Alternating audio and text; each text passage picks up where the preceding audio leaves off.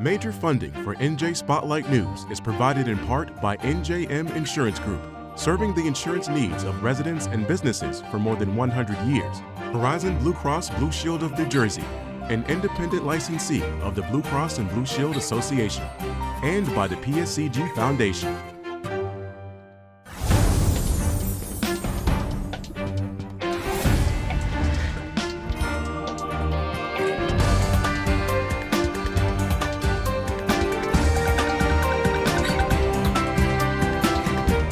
From NJPBS Studios, this is NJ Spotlight News with Brianna Venozzi. Good evening and welcome to a special 4th of July edition of NJ Spotlight News. I'm Brianna Venozzi. As the summer heats up, the race for the highest office in New Jersey is not expected to cool down. Governor Murphy, whose term limited, leaves in January after serving in the position for 8 years, and voters will get their say in November choosing his replacement. Will it be Trump-backed Republican Jack Ciattarelli, who came oh so close to ousting Murphy 4 years ago? This is the former assemblyman and businessman's third attempt at winning the office. And according to a new Rutgers Eagleton poll out this week, Ciattarelli has some real distance to make up behind his opponent, Democrat Mikey Sherrill. The 4-term congresswoman is a former Navy pilot and federal prosecutor and leads Ciattarelli in the poll by double digits. But the odds aren't all in her favor either. No party has held the governor's office for 3 consecutive terms in more than 60 years. And the race is also considered a barometer for voters' mood about President Trump's first year back in office. Plus, the months between now and November are an eternity in politics. It's anyone's game to win. Our senior correspondents Brenda Flanagan and Joanna Gagos did a deep dive on each candidate the day after they secured their party's nomination. A landslide for Ciattarelli, a closer battle for Sherrill.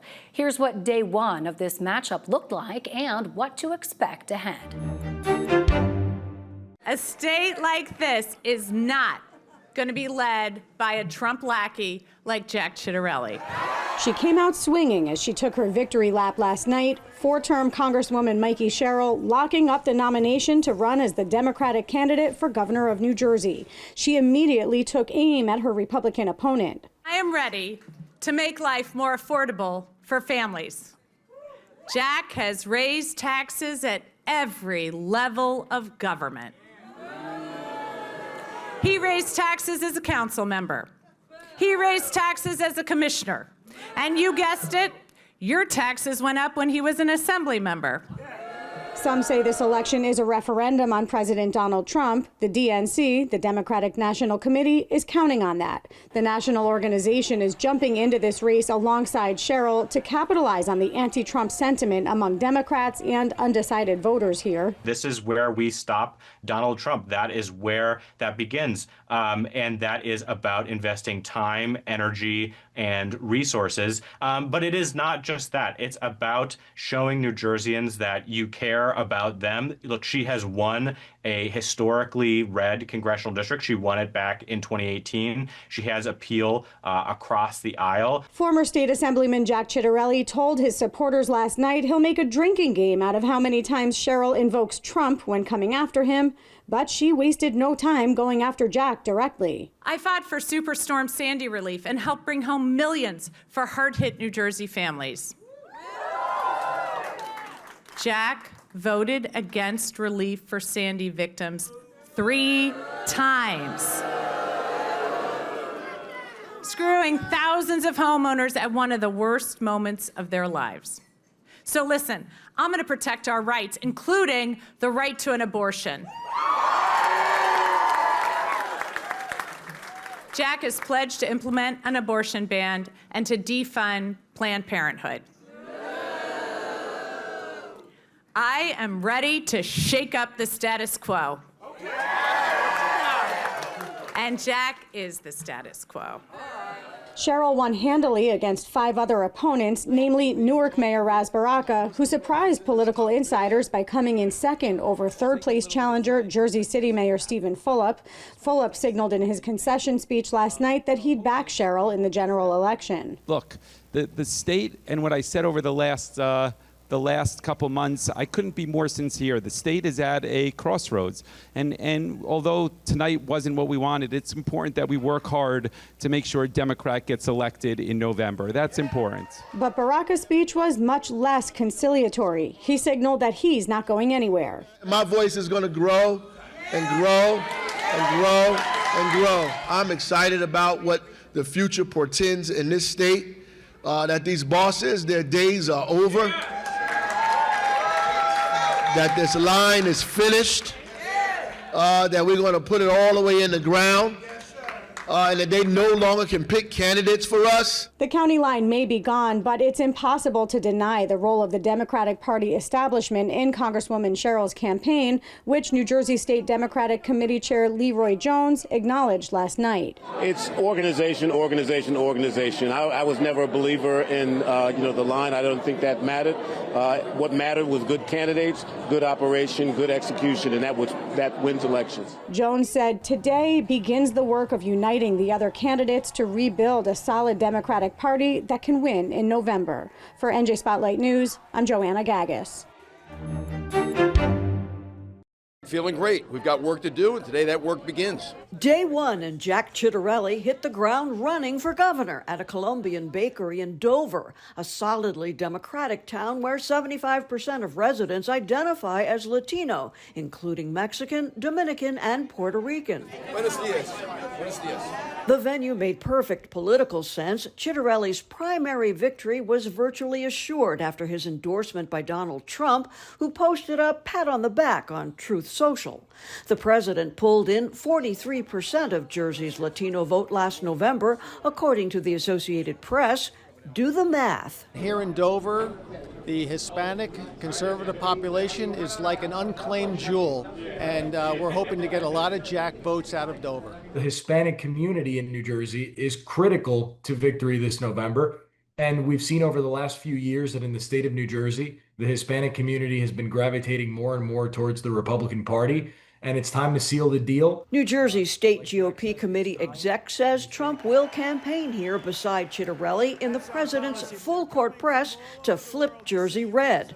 It's a referendum on Trump that'll unfold under a white-hot media spotlight. But the Somerville native savored his win last night. Ciattarelli won yesterday's primary in a landslide with almost 68% of the Republican vote. It's his third shot at the front office in Trenton, and he took a preemptive strike against Democratic opponent Mikey Sherrill over the Trump factor. Mark my words. While we focus on these key New Jersey issues, my Democratic opponent will do everything in her power to change the subject. Trust me, if this campaign were a drinking game, and you took a shot every time Mikey Sherrill says Trump, you're going to be drunk off your ass every day. Drunk off your ass every day between now and November 4th. Ciattarelli called Sherrill, quote, Phil Murphy 2.0, and his campaign will seek to tire to what Republicans claim is a Democratic Party legacy of high taxes, unaffordability, and woke liberal policies. The gloves came off immediately on Ciattarelli's new opposition website called Mikey Made Millions. Mikey Sherrill, rich on stocks, broke on ethics. Aside from being in Congress and voting the way she did, she also got filthy rich in Congress. She tripled her net worth in Congress on a $174,000 salary. Good luck explaining that to people who are struggling every day. Sherrill's campaign replied, Jack is beginning his campaign with desperate lies. Mikey does not own or trade individual stocks, and outside experts have said she's gone above and beyond House ethics rules. Meanwhile, Ciattarelli told supporters he'll welcome Democrats and unaffiliated voters, and he urged Republican unity after a bruising primary campaign against conservative talk show host Bill Spadea, who won almost 22% of the vote. But Spadea is not offering Ciattarelli any support, and he slammed him last night. They spent millions of dollars before we had raised our first dollar, and they told a lot of lies, and the attacks were vicious. And It didn't help that the President of the United States came in and supported a never-Trumper. He didn't support me in 21. I really didn't expect him to support me here in 25. But if you look at the primary numbers, the Republican Party across this state is united. We're going to win in November. Chitterelli's kickoff included multiple stops in several counties, the start of what promises to be a bitter and expensive political battle for what's arguably one of the most powerful governorships in the nation. I'm Brenda Flanagan, NJ Spotlight News. All right, and that again was a look at both of the candidates just after they won the primary election, getting out of the gate there on the campaign trail. We're going to turn now, though, to look at the road ahead and turn to three people we've come to rely on quite frequently. Our senior writer, Colleen O'Day, here at NJ Spotlight News, Ashley Koning, who's the director of the Eagleton Center for Public Interest Polling, and Micah Rasmussen, the director of the Rebovich Institute for Politics at Rider University. Thank you all for coming in. Good to see you. So we kind of got to look at how they are out of the gate, these candidates. I want to talk a little bit about the road forward. And Ashley, because Eagleton had a poll out this week, which was pretty interesting, a 20% difference between the candidates. Again, there's a lot of time for things to change. I want to get your take on why it is that we're seeing such a big gap when Jack, in particular, really won by a landslide. Yeah, I mean, let's think about context, right? We have a number of different things going on between our national political landscape. Obviously, this poll was done before what happened in New York City, and a lot of voters are still just not sure right now. So we're talking, this is the very beginning, this is the kickoff of the campaign season. In fact, if we rewind back to 2021, this is not all, uncommon for Chitterelli. This is very familiar for him. Started in a very similar position against Governor Murphy and came within 3 points of 2021. So I think we need to think of the context of this is the baseline, this is the starting point. And perhaps we see it appears that Democrats and Cheryl adjacent supporters are maybe coalescing around her more quickly. And maybe there needs to be more of that on the other side of the aisle for Chitterelli. But let's also remember, he's really neck and neck with her, if not within the margin of error, on the top issues facing the state. When we're talking about the economy, when we're talking about government spending and the state budget, these are issues that he closed that gap in 2021 for. Right. And with 4 months left, this is going to be the top issue, talking about taxes and the economy. That's interesting that you brought that up, because another poll that you had out found that quite a few folks in New Jersey feel like the state's going in the wrong direction. We're talking about a Democratic governor for the last 8 years, a Democratic-controlled legislature for much longer than that. And so Mikey Sherrill, then, in that case, really has a lot to do, to separate herself. Yeah, I mean, and I think we have to also look at the political figures that are looming over each one of these candidates. So we saw that over half said that President Trump is a major factor in their vote choice as of right now. And obviously that is much more influential for Cheryl supporters and anyone who would likely be a voting bloc for Cheryl than it is for Chitterelli supporters and anyone who would possibly support Chitterelli. So, I think we really need to know that the people don't necessarily think in New Jersey that the state is going in a great direction. And again, it's going to be all about context, all about cost of living and affordability in these next several months. Yeah, Micah, let me come to you, because part of that same poll, voters were given a choice. Give me any issue that you would rank as your top, and economic issues really landed there. There's so much talk about what's going on at the national level. Do the candidates need to really focus in on New Jersey, or does that get some play from voters who are concerned about what's happening at the top level? I think that one smart thing the Cheryl campaign has done is that they've started to talk about the federal budget in terms of its impacts on New Jersey. It's not just a federal issue. It's not just something that's far away. Here is what it means to New Jersey. And so I think when Jack says, Jack Chitterelli says, this is about the state budget. This is about the size of the state budget and the size of our taxes here in New Jersey. She has said back, wait a minute, the federal budget contains plenty of impacts here in New Jersey that we need to be concerned about. And so I think that's been a very smart take on what otherwise might look like she's coming at it from farther away or from 10,000 feet. And so, we'll see. One thing I do want to say about the poll, though, is that I don't think anybody at this point on either side that I've heard has said that this is anything but a very competitive race, even at this stage. I think that that's something that's just a general assumption. Two well-matched candidates. Jack Ciattarelli, we talked about coalescing his support.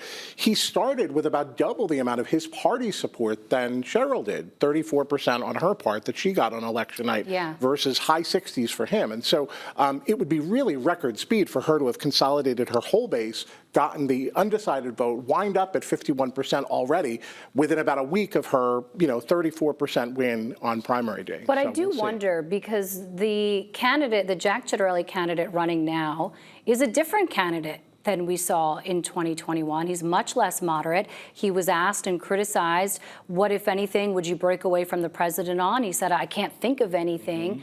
Does that come back to haunt him? Oh, yeah, we're going to be hearing a lot about that quote from here until Election Day, for sure. Yes, every time Trump does something that's unpopular, anytime there's something that isn't polling well, anytime we talk about Medicaid cuts or, cuts in food assistance for the poor, or any of that, that's going to be around Jack's neck because he has made that quote. I mean, to Micah's point, they're both sort of jostling for the middle at this point, right? They've got their bases locked up, but there's a lot that they need to do to get the middle of the road folks. Right. So we know that we have, it's probably about 800,000 more registered Democrats than Republicans in the state, but there are 2 million plus independents or unaffiliated voters. So yeah, you've got to get them. You've got to get your message out to them and convince them to vote for you. I mean, I think one of the challenges that Cheryl has is that she's not only has to be middle of the road, and I think she pretty much was that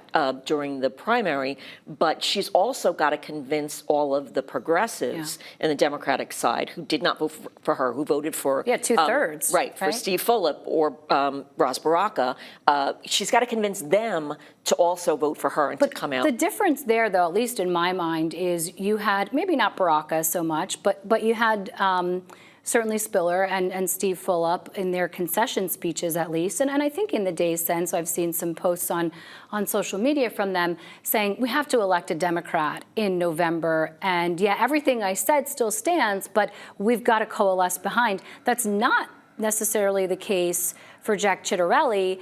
Bill Spadea didn't support him, and his supporters didn't support Ciattarelli in 2021. So do you see that as a big difference as well? Oh, absolutely, yeah. I mean, I don't know if Spadea is going to come out and say, yes, please vote for Jack Ciattarelli. He's better than a Democrat. Sure. But we certainly haven't heard that yet.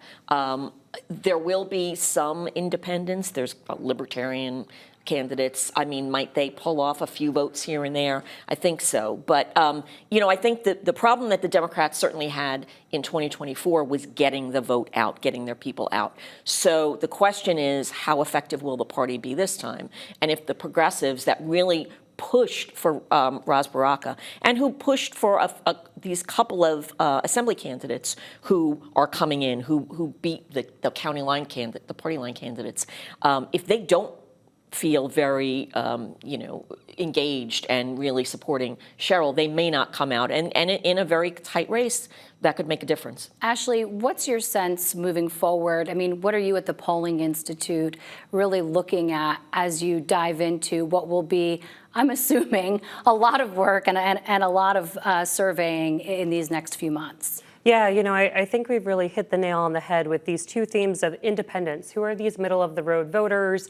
Our latest poll did show that they're perceiving Cheryl as more moderate slightly, and Ciattarelli as somebody who is more somewhat or very conservative. So I think those independent voters are key. Even if we ignore the Democrats, ignore the Republicans, that's how either one of these candidates is going to get over the finish line. So no matter what the numbers say, we know this will be a competitive race because that gap will inevitably close. But I think, as Micah and Colleen also pointed out, it's independence, but it's also, let's talk about the Trump factor. And that appears to be huge for one side right now and not so much for the other side. And this could really, obviously, will play very differently in the general than it did in the primary for Jack Ciattarelli. And it could potentially be a strong detriment to him in the months to come, depending on what we see on the national stage. And like Micah pointed out, is already affecting how Cheryl campaign messages and potentially how people are interpreting Ciattarelli's allegiance with Trump, something very different from what we saw in 2021. I know that we talked about this, but I feel like it can't be overstated. the gap in almost all of the polling shows that it narrows between the two when asked about who would handle economic issues better, budget issues, taxes. Jack Ciattarelli comes out on top. Is that a matter of Democrats having been in control? Micah, maybe I'll toss this over to you, having a bad record of taxing and spending, perhaps? And is that an area where if you were advising a Jack Ciattarelli, you would say, just hit on this. We know that this is what voters care about. Yes, he has talked very, very sharply and crisply about how the size of the state budget has nearly doubled over the course of the last 8 years, right? He's talked very, very sharply about his criticisms of what he would do differently, and that is resonating to some extent. I don't mean that people are necessarily registering what he says out there, but I do think that there's a penalty for the party that's been in power for 25 years and owns that and even has though to the defend pendulum that. usually swings when it comes to electing our governors. Yes, it does. Yeah. We haven't had a third consecutive term for the same party since the 1960s. And so Cheryl's got to defy that. She's got to either explain, defend it, which I don't think she necessarily wants to do, or she's got to create a difference from the status quo. She's got to explain how she's not the same thing. And Jack has to keep on doing what he's doing, which is to tie her to that. I sort of hate this, but I want to bring it up anyway because it matters when it comes to elections, the difference between being electable and likable. And a lot of what I've been hearing from folks who worked on the campaigns, worked on the campaigns for their opponents, is that when it comes to that, Jack's a Jersey guy. He talks like a Jersey guy. And that resonates with voters when they feel like they can relate. How much of a factor is that here? And I mean, Colleen, is that also more of an uphill battle for Mikey Sherrill simply because she's a woman? Yeah, I've heard the same thing too, and boy, I really bristle when you think of, okay, so she's a woman. Right. We're going to say that. I mean, she is, I think we all know from her commercials, mother of 4, as well as a federal prosecutor, former Navy pilot. Yeah, her resume She's got an amazing resume. So if you're, remember, we've talked about those soccer moms or those moms that have swung from Republican to Democrat in the last, 3 elections or so, I would certainly think that she's got an edge there. Yes, Jack Ciattarelli does talk like a Jersey person, and so I think that probably will win him some votes in some areas. I do want to note, too, that we're hearing a different kind of talk as well. We're hearing kind of that Jersey talk. We're hearing some of those mild expletives being thrown out there. Mm-hmm. Why is that? What's up with that? I mean, it worked for Trump, right? So I think that the Ciattarelli campaign thinks that, especially in New Jersey, where certainly people know what the state bird is. Do they? I don't know if that's the case. If you're using your hand, I think there's a term for it, right? For what the state bird is. I think that it's a plain talking state, so this is certainly something that I think that they think will resonate here. How it will play out ultimately, I don't know. All right, let me move on in the few minutes that we have left. As Ashley Keenly noted at the top, there's a lot of time here for things to change. A baseline, not a crystal ball. I love that analogy. What issues do you foresee really taking center stage in these next few months? Can I say it's the economy, stupid? And it always has been. I mean, we saw this back in 2021 where, let's be real, in 2021, Ciattarelli closed that gap with Murphy, and he was 3 points away when he started talking about kitchen table issues and when he dropped the Trump Act. We don't know if this sequel is going to be the same as the first one 4 years later, but by this initial polling, it looks like we're in the same situation of maybe the president isn't so helpful again. Maybe let's focus on the economy if I were Ciattarelli's campaign to get over the finish line and focus on that. I mean, we can talk about, and for New Jerseyans, it's perennially been taxes and property taxes in our 50 plus years of polling. It's going to be taxes and property taxes again under the umbrella of cost of living and affordability. How each one of these candidates translates that is going to be a different story. We know that Republican voters are much more focused on taxes. Democratic voters are much more focused on cost of living and affordability. And whether or not the candidates cross over into those different territories or play to their bases remains to be seen. But this is going to be the defining spotlight issue, umbrella issue of the entire campaign.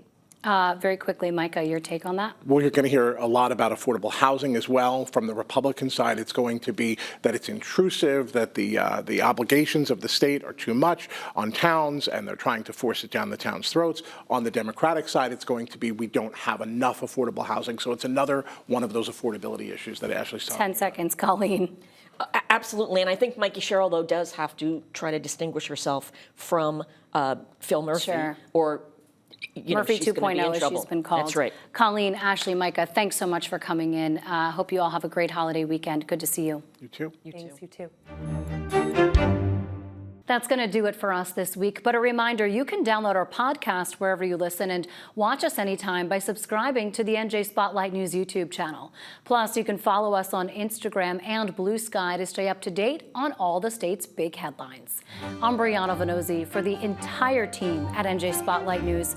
Thanks for being with us. Have a happy and safe 4th of July, and we'll see you right back here on Monday. New Jersey Education Association, making public schools great for every child. RWJ Barnabas Health. Let's be healthy together. New Jersey Realtors, the voice of real estate in New Jersey. More information is online at njrealtor.com.